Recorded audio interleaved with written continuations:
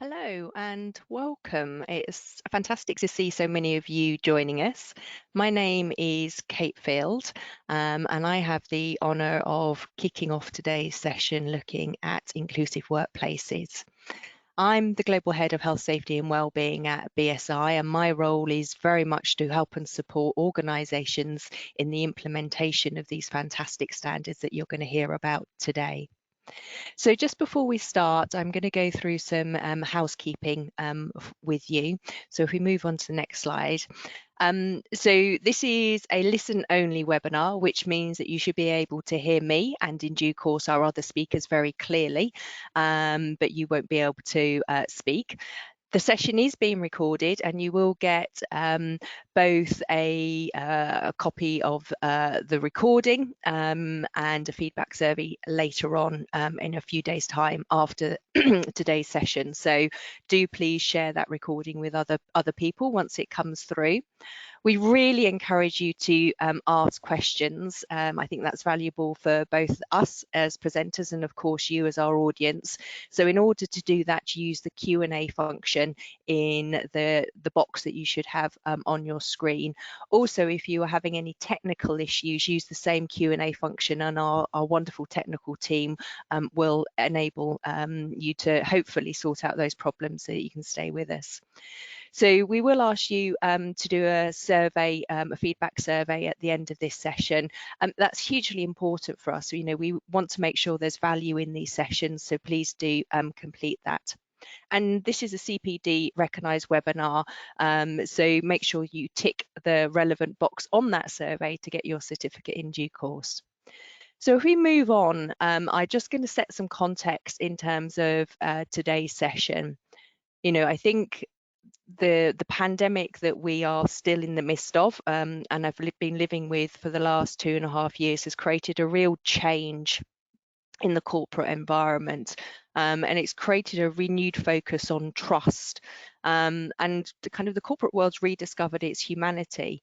If I think about, particularly carers and older workers, they were particularly impacted by the COVID-19 pandemic and continue to be so. But we have seen the corporate world and leadership in particular recognise that they need to look after their people in a way that probably they haven't before. And I think it was because we were all in this together. It was the world's largest social experiment in terms of all having to deal with the same challenges that the pandemic presented, and that really gave a step change. And one of the things that was really interesting is BSI every year we do an organizational resilience index. So there's a framework about that shows how organizations need to be resilient, future ready. And we always do we do an index every year to ask organizations how that's going, how they compare against the framework. And one of the things that came out very strongly, both in the first year of the pandemic and is coming through in this year's report as well, is that those organisations that prioritise their people were really the ones that weathering the storm most effectively. So if we move on to the next slide, how do we create this culture of trust and this culture of care within our organisations? Because it's not straightforward.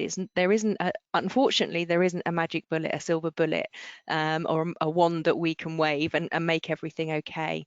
So how do we do this? Well, a culture of trust is created by a number of key elements. You need a collaborative, communicative, emotionally intelligent leadership. You need diverse, inclusive and ethical workplaces which have relationships based on respect and fairness. You need lifelong opportunities for learning and employability. You need a balance in terms of recognition and reward. So, saying thank you as well as how much we're actually paid. We need to make sure that our workplaces are safe and healthy, both from a physical and mental point of view. And we need to create an environment that has community, social engagement, social value. That is hugely important. So if we move on to the next slide, how do we do this? What does that look like? Well, it can be really difficult to navigate. So BSI have developed this best practice framework, which really is designed to bring all of those elements together into a single framework to deliver that culture of trust and well-being. But what's really important, and why I'm so thrilled to start today's session, is that actually a lot of this framework is based on understanding and looking at inclusive workplaces. That runs all the way through the model. But in particular, when we think about age inclusive workforces and carer inclusive workplaces, it's brought out in a couple of key areas. So sustainable employability, personal health, work-life balance, they're all there and they're all embedded. And if you want to find out more, please go on to, if we move on to the next slide, you can download the white paper that explains more about the model and talks about how these standards help and support that. You will notice if you download this and read the paper that actually this was written before the standards that you're going to hear about today were actually fully published. So they refer to their old numbers, but the core is there. So with that, I'm going to say thank you very much and hand over to Paul. Thank you very much, Kate, for that welcoming introduction. My name's Paul Lambert, and I'm a lead standards development manager in the healthcare and security team at BSI. I'm also the national committee manager for the UK Ageing Societies Committee, and I'll be introducing today's speakers, the first of whom is Paul Newman, Chief Executive of Greensleeves Care and Chair of the UK Ageing Societies Committee. Paul will talk about how demographics are shifting and opportunities for change. Paul, over to you. Many thanks, Paul. Good morning, everyone. Today, I'm going to explore UK and global demographics, look at some of the reasons behind the global ageing population, consider the negative and positive views of this trend, and suggest some opportunities employers can seize to make changes for the better. Next slide, please. Next slide, please. Okay, this slide illustrates the forecast shift in UK demographics across a 100-year period. The UK most definitely has an ageing population. The Office of National Statistics predicts those aged 65 and over to make up 26% of the UK population by 2066. This compares to the 2016 figure of 18%. And within this, the fastest increase will be in the 85 plus age group. The ONS also found that the number of centenarians living in the UK has increased 85% between 2003 and 2018. And this is a trend you see replicated globally across most developed nations. According to the World Health Organization, the aging of the world's population is a result of the continued decline in fertility rates and increased life expectancy. This demographic change has resulted in increasing numbers and proportions of people who are over 60. As a result, the first time in history when there will be more older people than younger people is rapidly approaching. Next slide, please. So this slide is a recent 10-year snapshot within the UK. But longer term, in terms of fertility rates, since the 1960s, the birth rate in the UK has largely declined. The birth rate peaked in 1963 at 2.8 average births per woman. And this contrasts to a figure this January of 1.75. However, since the 1970s, it's plateaued around this figure. Next slide, please. This graph shows the trend over the last 250 years for life expectancy. And if we look at the more recent period, since the mid-1960s, average life expectancy in 1965 was just over 71, while this year it's approaching almost 82. So we're seeing an accelerating significant shift in longevity over the last 50-year period. Next slide, please. This slide illustrates global priorities and actions to address this demographic trend. The WHO states that it's working on, back a slide, states that it's working on 3 areas with a direct impact on aging: prevention of chronic disease, access to age-friendly primary health care, and creation of age-friendly environments. And this must include workplaces that we're speaking about today. The above areas are also reasons for our aging population, as it's not just that older people are living longer, but they are thriving and living fulfilling lives for longer. Next, I wanted to consider some of the perceptions and impact of this aging demographic shift on society, and also to explore the views of whether it's a good or a bad thing. So in terms of negative perceptions and outcomes, the view of the press is often quite sensationalized and suggests that we're completely ill-equipped for an aging population. Unfortunately, this is likely to add to the marginalization of older people and exacerbates the idea that older people are a burden to society, which is sadly a view still held by many. Of course, there are some aspects that cannot be ignored, one of which is the increased demand for health and social care and the associated pressure and spending on the NHS. When the NHS was founded in 1948, 1 in 2 people died before their 65th birthday. Whereas in 2016, this statistic was 1 in 8. Great achievement for modern medicine. If we look at the impact of aging population on the NHS in England, most people staying in hospital over 2 weeks are over 65, and the cost of acute care rises with age, and older people are more likely to be readmitted to hospital. An estimated 4 million older adults in the UK, that's 36% of people aged 65 to 74, and 47% of those aged 75 plus have a long-standing illness, equating to 40% of all people aged 65 plus. And the biggest cost is the rising cost of dementia. Dementia currently costs UK society 26 billion per year, which is an average of over 30,000 per person living with dementia. And this cost is set to rise as the population ages. Dementia is now the leading cause of death in the UK. In February 2022, dementia and Alzheimer's accounted for 11.6% of all deaths. And almost 40% of all local authorities' net budgets are spent on adult social care. This is one of the reasons ISO published a standard on creating dementia-inclusive communities at the start of this year. Now to look at the more positive side of aging and its benefits. In an aging society, people can continue to contribute to society and the economy for longer. Older people are more likely to volunteer on a regular basis, more likely to provide informal unpaid childcare to grandchildren, or informal unpaid care to a partner or friend. The economic value of these activities in people aged 50 plus in the UK amounts to almost 800 billion a year.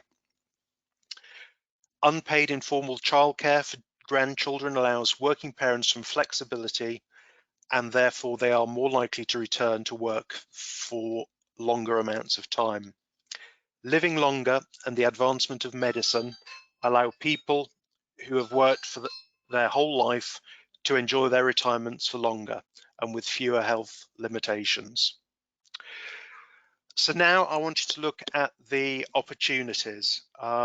Employers must bring older people back to work and give them meaningful, important jobs. The myth propagated by the retirement industry is that people over the age of 65 should retire. Despite the billions of pounds spent convincing us that our golden years should involve travel, golf, and relaxing, research actually shows that people who stop working and retire are more likely to suffer from depression, heart attacks, and a general malaise of not having as much purpose in their lives. Many people, particularly those who've enjoyed long and meaningful careers, do like to work. In the words of Stephen Hawking, work gives you meaning and purpose, and life is empty without it. So what action can employers take to truly overcome age discrimination and the damage it could bring to our global economy? Employers need to take action, and here are just a few suggestions. Give older people titles and roles that let them contribute their expertise. You can do this without necessarily offering higher and higher pay, and this will prevent employers from replacing older workers with cheaper young people. We can offer adaptations and flexibility in the workplace. This includes more accessible workstations with more light, larger fonts, and other things that can help accommodate the needs of people of all ages. Look at pay equity by job and level, not tenure. Tenure is not a useful measure for pay unless it directly translates into experience and skills that drive value to the company. It's more than okay for an older person to make less money than a younger person if they're new to the job. In fact, it's fair. Bring age diversity into the center of your EDI programs. At Deloitte, a study showed that age diverse teams feel more psychological safety and innovative than teams which are age biased. Age brings a sense of security and wisdom to teams, so employers should use it to their advantage. Consider older workers for managerial roles, supervisor roles, and mentor roles. These positions will let them leverage their years of experience or tenure. Basically, recruit older people. Invite them back to work from retirement and tell stories of older people succeeding at your company. Some employers, like Boeing, General Motors, now invite older workers to come back through specific programs tailored to the aging demographic. They're actually called returnships. Coach and teach recruiters not to discriminate by age. This includes taking explicit and implicit bias and tackling explicit and implicit bias and discrimination in recruitment practices. And finally, teach younger leaders about reverse mentoring. Show them how they can help older people and understand how to support and manage older workers who have biases of their own. So as the global economy ages, ageism bias will become a more important issue than ever.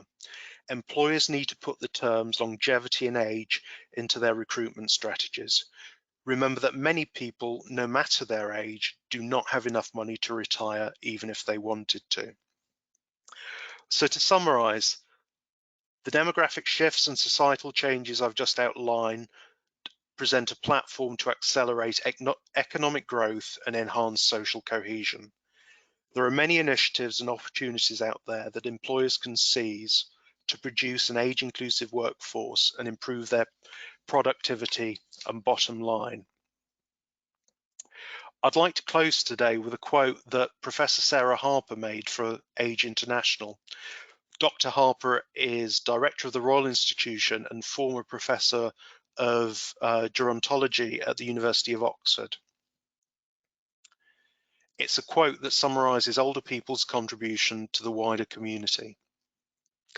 It is important that we acknowledge the role that older people may play in current and future societies and economies, and ensure that institutions and structures enable them to fully contribute to their families and communities.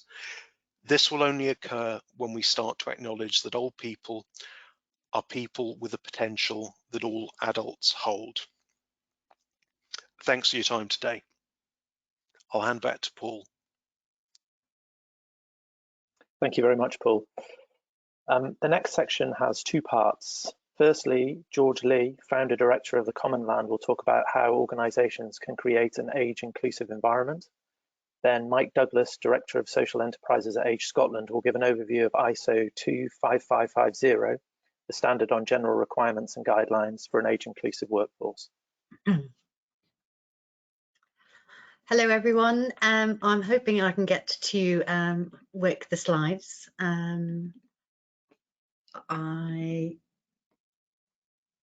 I think I might have to ask, I might say that line. Next slide, next slide, please. So I do apologise, everyone, to have a double George. When I did the test last week, my camera wasn't working, so I didn't want to be faceless. So anyway, I'm sorry that you're going to get both of me as in a photograph and in a person. So yeah, so my name is George Lee, and my age doesn't define me, and I won't be retiring. And in fact, I am 54, but that is really the most insignificant bit of information about me. As I said, my age doesn't define you. And I would say for the majority of people on this call today, it doesn't really define you either, if my research is anything to go by. So a while ago, I did a big research project of 2,000 people, and I found that 84% of all ages, from 18 right through to 99, do not want to be defined by their age. Yet, this is exactly how society views us. And in the workplace, this is even more pronounced. And as we are talking about work today, I'm going to tell you that there is no retirement age in life. There might still be in work, but that is changing. Next slide, please. I've always wanted to say that. Okay, so the 3-stage life no longer exists. As Andrew Scott and Linda Grattan talk about in their books, The 100-Year Life and The New Long Life, the 3 stages of life, full-time education, followed by full-time work, followed by full-time retirement, it just doesn't exist anymore. And, you know, as Paul said, even if we can afford it financially, which many of us will not be able to do as we get older, it really isn't good for our health. And Paul just talked about that. People who keep on working, paid full-time or part-time, tend to live longer and healthier. So if that is not an incentive for creating an all-age workplace environment, I don't know what is. The 100-year life, because that's what we have, requires a new way of thinking.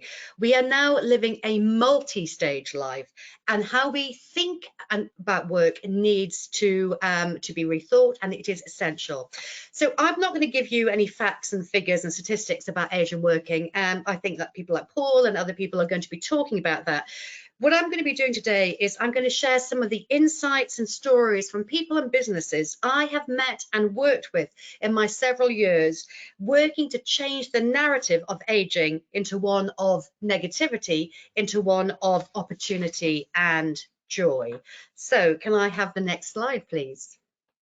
Okay, and I'm going to start actually with my own story. My own journey started with deep-rooted ageism to my older self. At 40, I had a very successful design company, but I felt deeply lost. I felt that I was past my prime in the design world, and I look back now at the moment of fear at my future self, deeply ageist, as I was saying, and that was one of the most defining moments in my life, because it was at that time I decided to change the narrative on aging.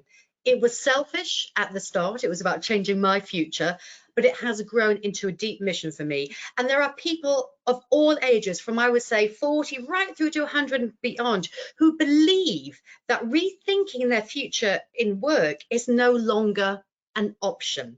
This is categorically not true, and we need to change this profoundly negative age belief.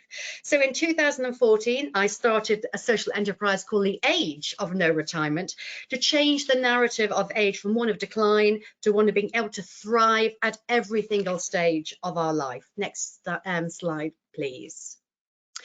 And in recent years, with my design consultancy, The Common Land, I've created an age-inclusive innovation and evaluation methodology to help businesses create products, services, and places to work and live which work for all ages. And I'm also very lucky to be part of the Design Age Institute at the Royal College of Art, working with them to look at how we can use design to help us thrive at all ages.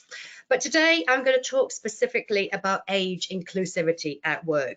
I'm going to share a few tips from my work with organisations like Barclays, Prudential, Legal & General and Virgin, to name a few, who have started their journey to look at the benefits of an age-inclusive workforce.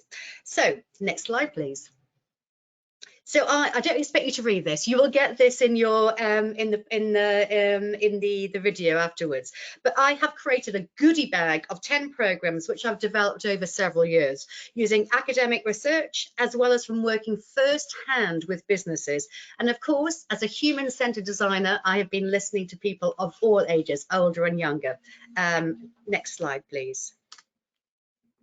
So today I'm just going to focus on three. So the first is the design of our workplaces to make them more age inclusive. So the photo you can see is of the National Innovation Centre for Aging in Newcastle. As you would expect and as you would imagine, this is a state-of-the-art building which is leading the way in age inclusive design. And it is a truly beautiful building. And it's designed for accessibility and age inclusivity, but it is also a joyful place to be. And actually, it's really important to say that age inclusivity should and can be designed for joy and empowerment. And remember, if we design for the extremes, we make it easier for everyone.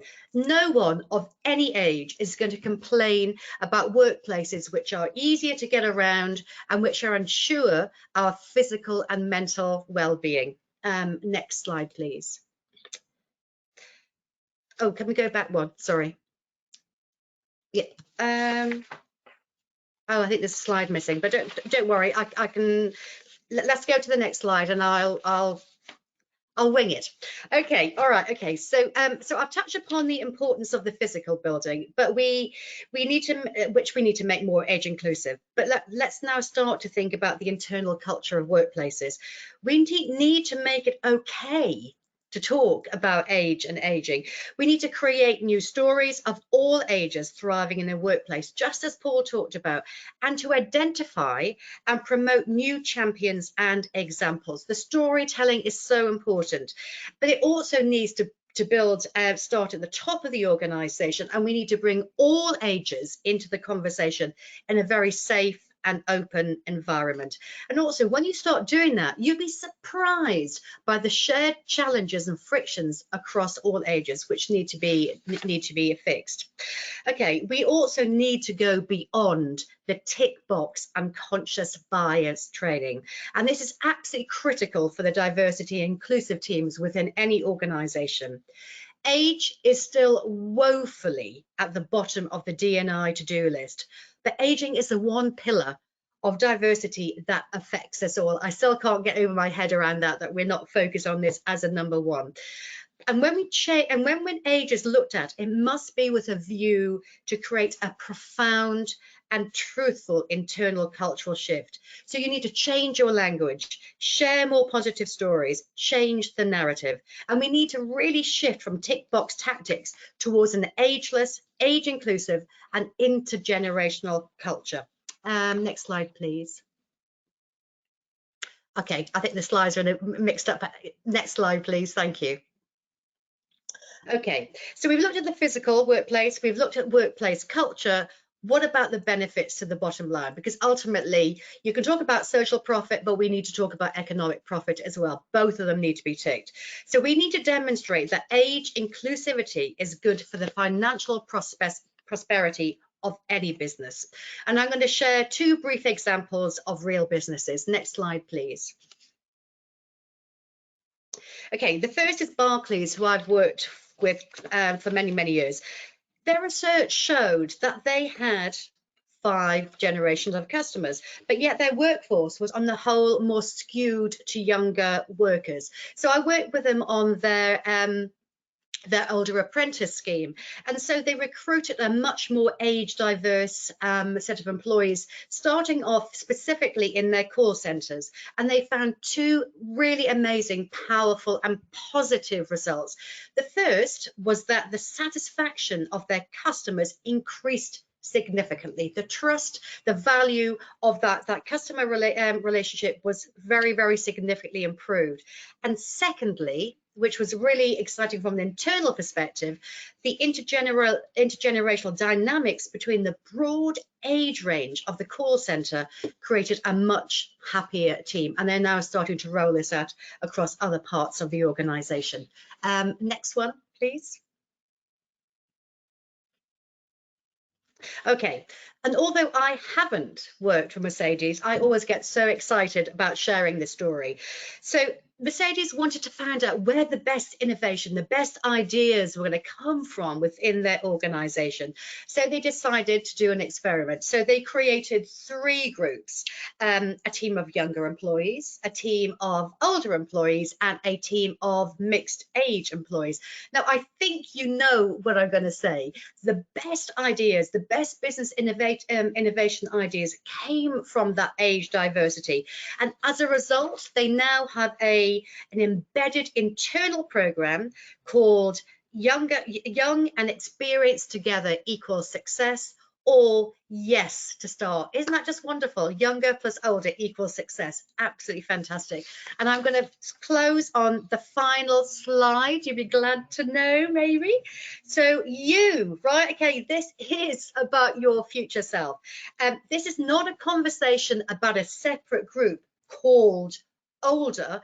This really is about you and me. This is about our future selves. So we all need to be involved in this conversation, whatever our role, whether we're a designer, whether we're a business leader, a politician, a D&I expert, a researcher, the media, and whether we are younger and older. We all need to be involved in the discussion and the development of age-inclusive workplaces. Not only is this good for our economy, not only is it good for our innovation, not only is it good for society, it is good for our health, and also our ability to prosper and thrive in the new 100-year life. So I would say to everyone, get the ISO standard and make sure that your workplace is absolutely, totally, truly age inclusive. Thank you so much.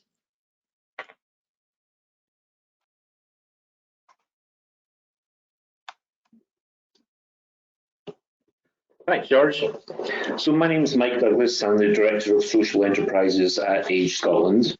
Since 2014, we've been running a social enterprise focused on age-inclusive workplaces. Slides don't seem to be working for me either. There we are. So what I'm going to cover today is the content of ISO 2550 on age-inclusive workforces. These are standards that you can use and apply to your own organisation as a way of making you as age-inclusive as is appropriate for your organisation. There are a range of benefits to organisations, some of which George has talked about before, from improving productivity amongst your older workers, the simple fact that there aren't enough younger workers around to do the work. So if your organisation needs labour, you will need to be more effective in dealing with older workers to ensure your own commercial success. The standards are based on the guiding principles of social responsibility, as they combine workforce productivity with the social aspect, which we've talked about earlier on. There are 3 main requirements of the standard. One is to be very public in making a clear statement about your intent on being age inclusive. As George has covered off, many organisations don't actually appreciate that age is a protected characteristic. In fact, nearly half of older workers don't realise that it's illegal in the UK to discriminate on the basis of age. You also need to have an age-inclusive workforce strategy that understands and recognises the changing impacts on older workers. Some of the common ones that we find when we work with organisations, many older workers do not think that flexible working policy is available to them.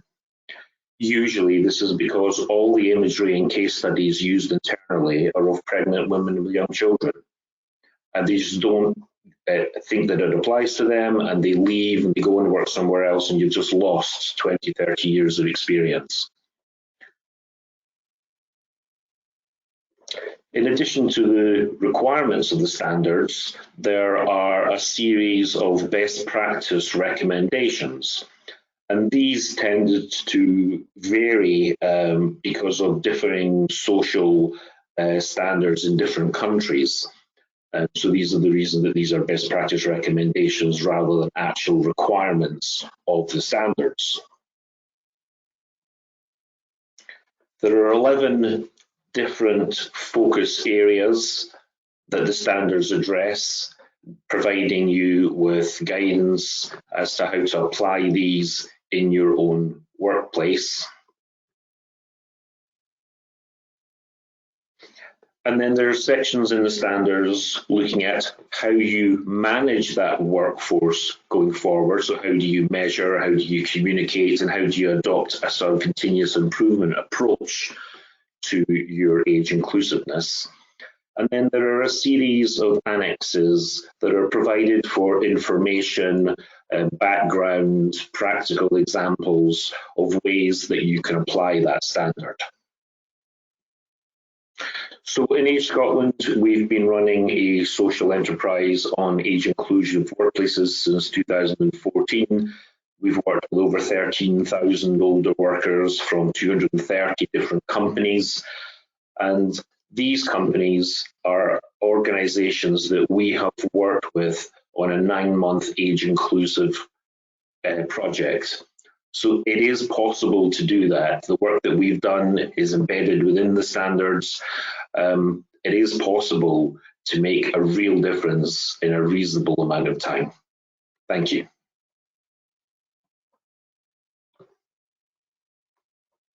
Thank you very much, George and Mike.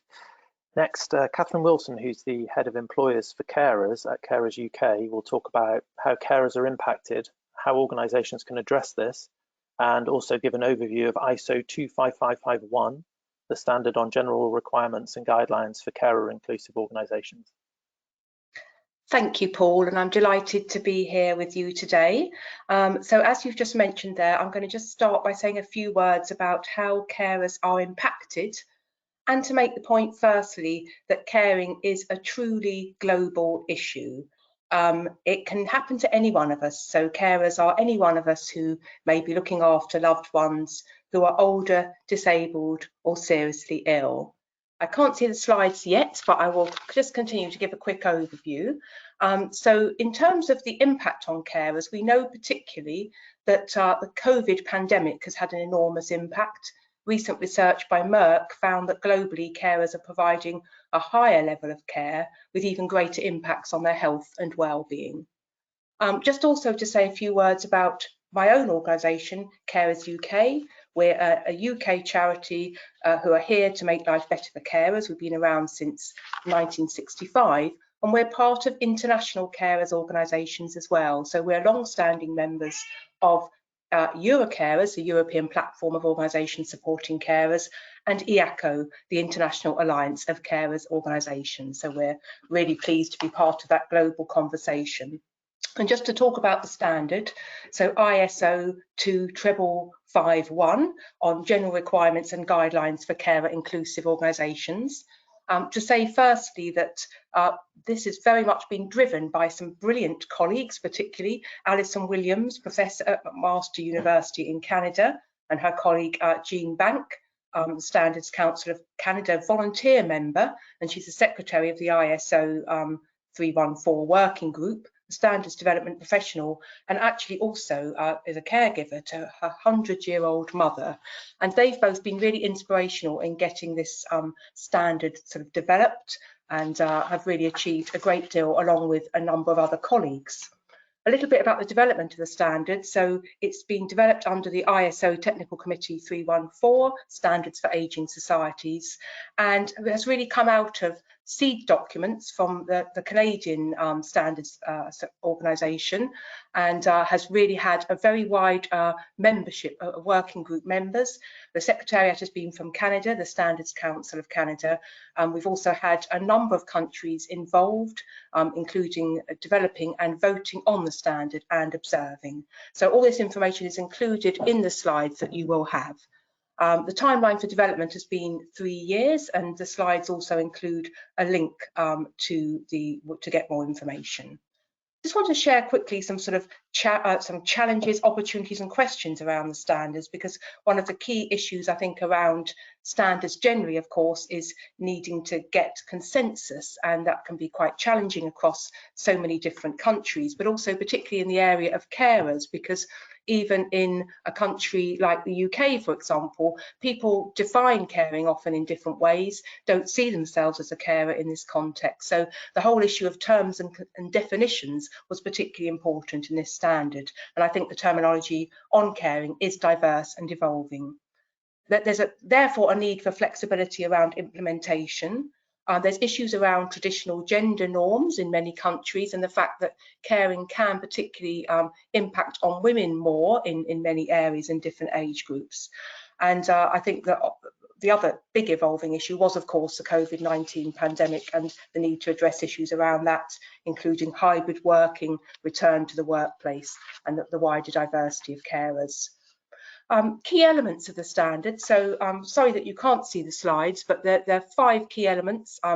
That's great, they've actually come up now, so I'm hoping that I will be able to move through them, but if I can't, I will just ask the organisers to move through, because I have a slide on the key elements of the standard, which shows 5 key elements. There's the ones was around setting the stage, which is around the scope, definitions and guiding principles. Then the next element was developing the programme, so looking at what were the key features, for example, getting management commitment, worker participation, data on existing support in the workplace, identifying gaps and setting objectives and targets.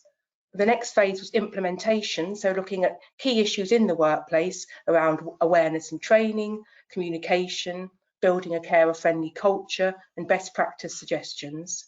Then the next stage is monitoring and measuring, so establishing a feedback system, for example, through worker satisfaction surveys.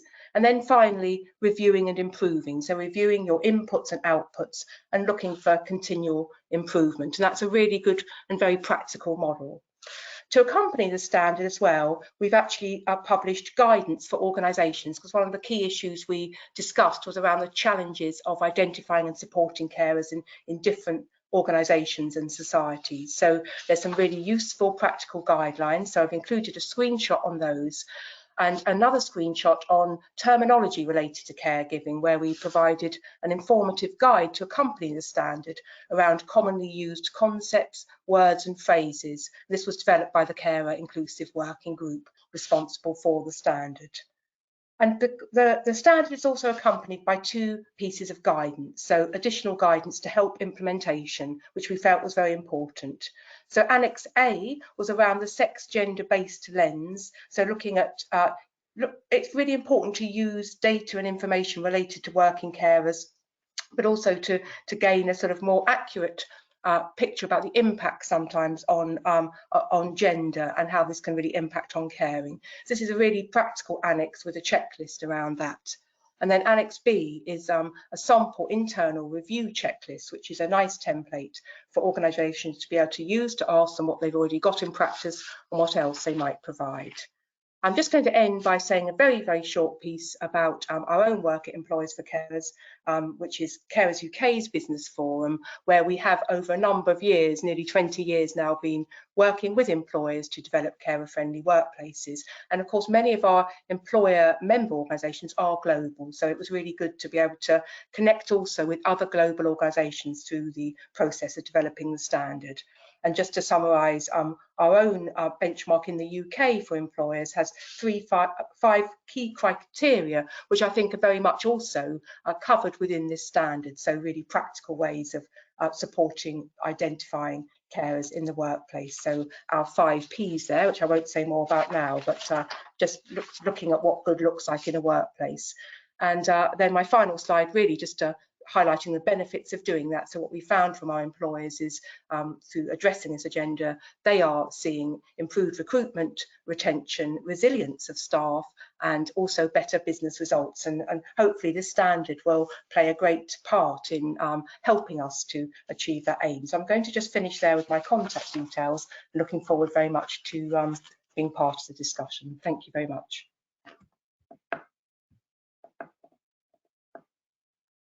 Thank you very much, Catherine. Our final speaker today is Kevin Bauscher, Equality, Diversity and Inclusion Lead at MACE Group. Kevin will give a perspective on wellbeing through diversity and inclusive practices within the built environment. Thanks very much, Paul. Can you just confirm that you can hear me? Yes, I can, Kevin. Oh, that's good. Thanks and welcome everybody. And I'm on last, and thanks for persevering and hopefully staying. And I'm indebted to my colleagues who've previously spoken, because they have referenced the need to make places inclusive in their inputs, and in order to make places usable by as many people as possible, it is absolutely vital that we think about inclusive practices within buildings. So next slide, please.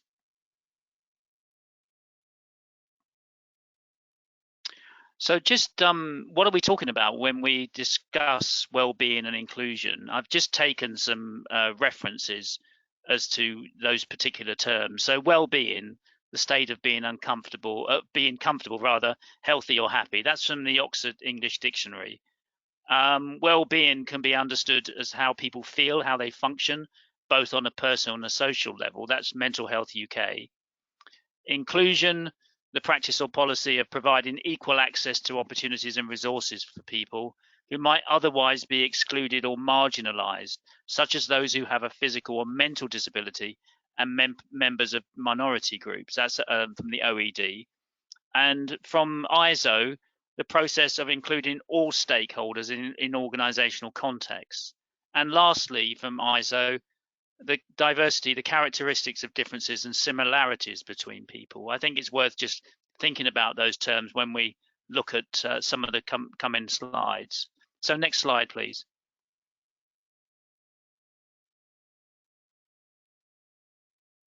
So what is inclusive design?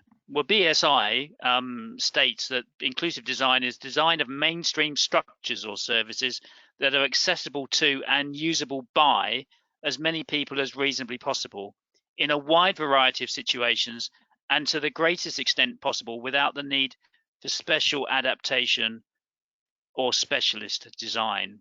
Next slide, please.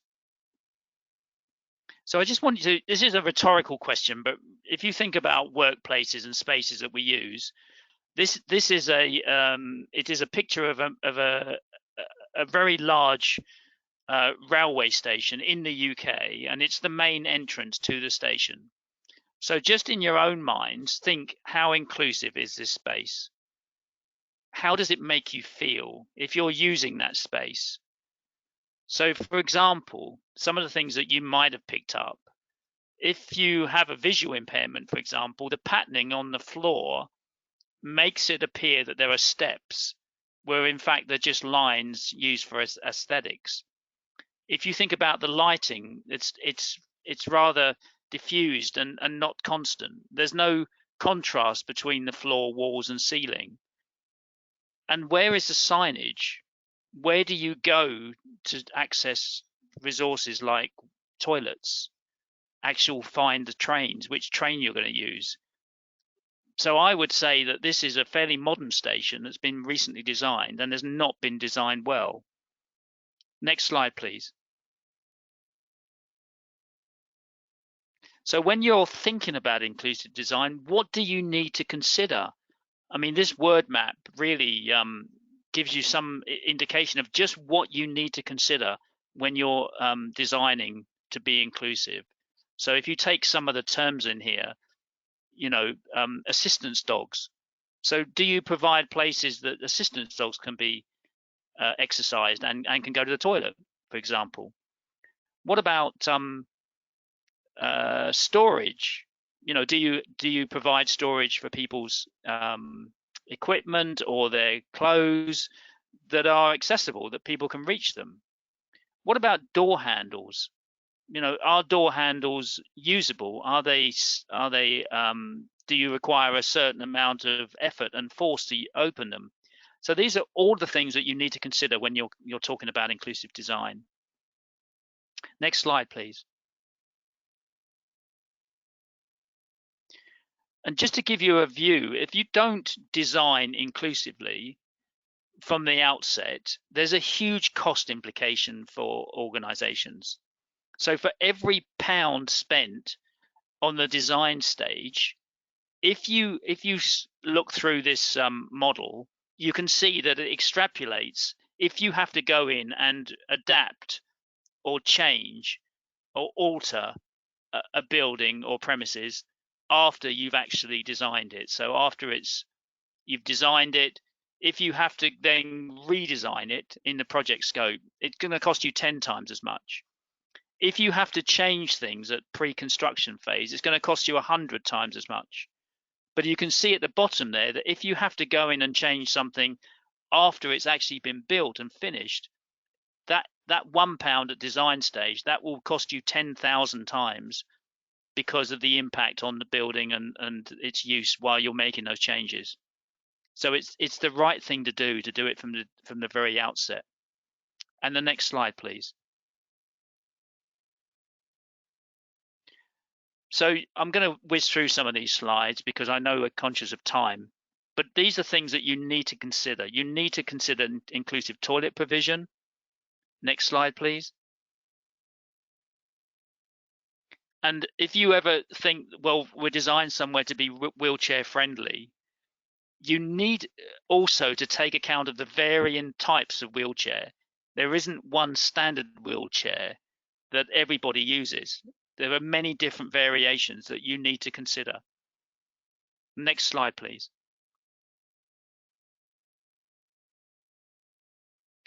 So some places that perhaps haven't been well designed, just some more examples. Did they get it right here? So if you have a visual impairment, will you see that that glass and that space which actually leads to some steps? Where's the contrast between the walls and the ceiling and the floor in particular? And next slide, please. And these are actual examples of real buildings. On the left, the small dot that you can see on the right-hand side is actually someone's head. That is a stairway that's been built so that it almost becomes invisible. And on the right-hand side is an entrance to an accessible toilet. Now, if you didn't know that that toilet was there, you would never find it, I would suggest. Next slide, please. And we also need to think about the impact of light and color in buildings and the impact that might have on people's well-being. You can see here these shadows that are created in this building through the glass and the frames. You know, what sort of environment would you like to sit there for any period of time? Next slide, please. And what about this building, which is a well-known tower block in West London? Do you think that living there would affect your well-being? Would you consider that environment an inclusive and accessible environment? I would argue that it's probably not. And next slide, please. What about here? With an area of great darkness going into an area of light, is that somewhere you'd feel safe, confident? I'm not so sure. Would you want to work there, for example? And next slide, please.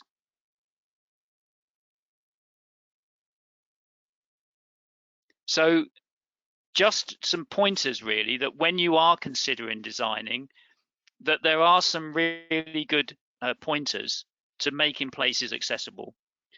So document M of the current building regulation sets out the very basic minimum for accessibility, but it does provide you with guidance as to what the bare minimum is. But I would argue that what we should be striving to achieve is BS 8300, design for an accessible and inclusive built environment, because that does define best practice and really sets out what an accessible place and an inclusive place should look like. I think that's the end of my slide, so I'm hoping that allows some time for questions. That's great. Thank you very much, Kevin. We are running slightly over time, but I think we've got time for a couple of questions. So maybe we've had one into you, George. And the question was, how should HR leaders combat ageism in the workplace? Okay, right. So that's I'll try and keep it short so we can get as many questions. Two things. I mean, there are lots of practical tips, like, you know, blind CVs and all that kind of stuff. But ultimately, it really starts in the D&I person themselves, understanding where their age bias comes from. So there are a number of things like the Harvard implicit test for age bias. I would get them to start it off with that, to really understand where their subconscious bias around age lies. And I think once they can then see it, then they can then start to sort of like work and start to create much more open conversations with people across all ages within their organizations. Because the reality is, I mean, even myself, I've been working and trying to change this narrative for 7 or 8 years now. I have still got deeply embedded age biases, and and I practice this day by day. So we need to sort of identify where our issues are as a start, I would say. Thank you, George. There's a question to you, Catherine. What should an employee do to encourage a more inclusive environment? Thank you for the question. That's a really good one. I think 2 things. Firstly, be open and understanding. I think it's really good to try to put yourself in someone else's shoes and be open to listen and talk. And number 2, I would say flexibility. Just think about give and take and see what you can do to help your colleagues and not what can't be done. Thank you, Catherine. Paul, as a question for you, what are the sectors that are more open to attracting, retaining and supporting the careers of older workers? In terms of sectors, I think it's pretty patchy actually, but George gave 2 examples of enlightened employers, Barclays and Mercedes.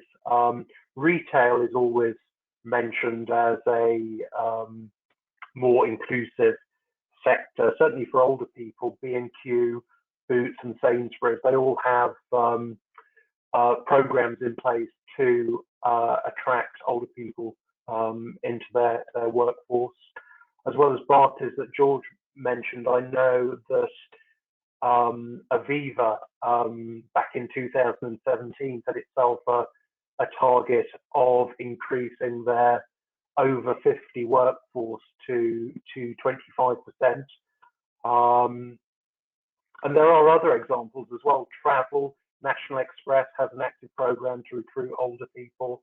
IT, the French company Atos, who have offices across the UK, they also have a program in place. But I think we almost need to adjust thinking on this, and people should actually be looking at retention. And the days of thinking somebody hits 65 and it's retirement from here is exactly. is long gone, yes. Gone. And actually retaining people for as long as they want, adopting flexible working for them is it's a win-win for the employer and the individual and potentially the family they're supporting, they're caring for. So yeah, I would look out the enlightened employers who actually have active programs in place. Thank you, Paul. I think we've got time for maybe one more question. So Kevin, how can organizations create inclusive environments amidst their digital transformation? Yeah, that's a really good question, Paul.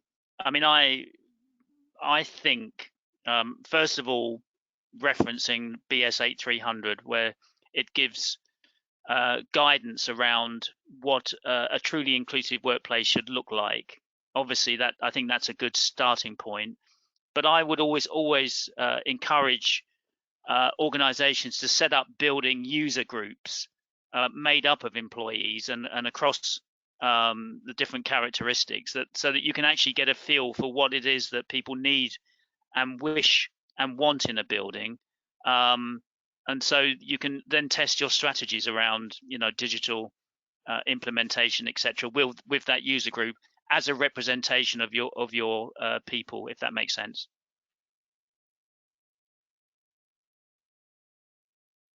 Thank you very much. I think that's all the time we've got for questions. If we could move a slide on.